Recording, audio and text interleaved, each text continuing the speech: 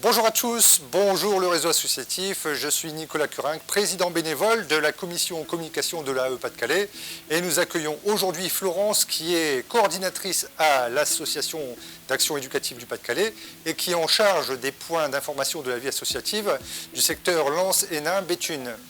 Donc pour nous informer sur un sujet très important et incontournable parce qu'en effet, de nombreuses associations appellent tous les jours l'AE pour nous demander comment ça se passe les assemblées générales en cette période de crise. Alors Florence, comment organiser une assemblée générale en cette période de crise sanitaire ? Alors bonjour Nicolas, bonjour le réseau. Donc effectivement, en cette période de crise sanitaire, un décret est paru et jusqu'au 31 juillet 2021, vous avez trois possibilités. Soit vous pouvez reporter votre assemblée générale, soit vous pouvez la faire en visio-audioconférence ou par procédure écrite. Ne va pas trop vite Flo, détaille-nous tout ce charabia. Alors, la première possibilité étant le report. En effet, vous pouvez reporter votre assemblée générale, vous avez pour ça 3 mois, donc notamment pour approuver les comptes, convoquer l'assemblée générale et produire le compte-rendu financier. Ça c'est pour la formule report, maintenant parle-nous de la formule visio. Alors, la formule visio, en fait, même si ce n'est pas dit dans vos statuts, vous pouvez faire votre assemblée générale en distanciel, c'est-à-dire que vous pouvez utiliser un outil numérique à votre disposition pour pouvoir mettre en place cette assemblée générale. Pour cela, il vous faudra envoyer la convocation en précisant le mode de votre assemblée générale, ainsi que demander à vos adhérents et à vos bénévoles de s'identifier le jour J. Comment ça se passe un vote en visio ? Alors, vous avez 3 possibilités, d'où l'identification des membres. Soit ils peuvent le faire à main, soit vous pouvez le faire à main levée, soit vous pouvez le faire par retour de mail, ou soit vous pouvez le faire grâce à un outil en fait numérique qui est mis à votre disposition, soit Ballotilo, soit NeoVote. C'est donc la formule la plus conseillée. C'est la formule qui permet en fait une participation effective des membres.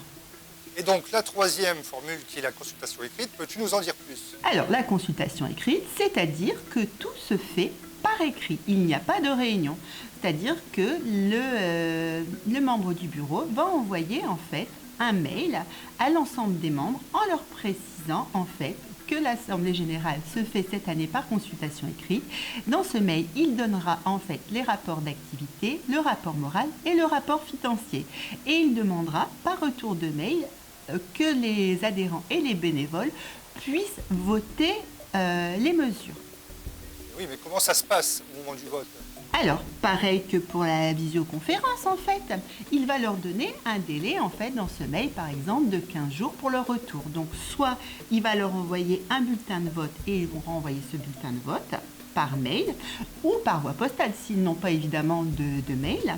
Et ils vont, ou ça peut se faire également par un site tel que Ballotilo ou NeoVote. Donc, 2 solutions aussi pour cette troisième formule. Merci beaucoup Flo. Nous avions effectivement besoin de ces explications, mais où peut-on trouver toutes ces informations ? Sur la fiche pratique, sur notre site internet AE62, fiche pratique Assemblée Générale. Florence, pour conclure cette vidéo, comment doit-on rédiger le procès verbal ? Alors, le procès verbal, qui est une pièce importante en fait de la vie de votre association, qui peut être demandé par n'importe quelle personne au sein de votre association.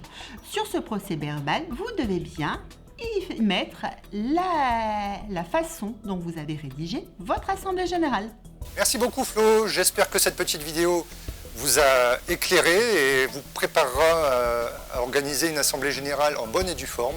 Et à bientôt sur le réseau AAE. Bye. Salut!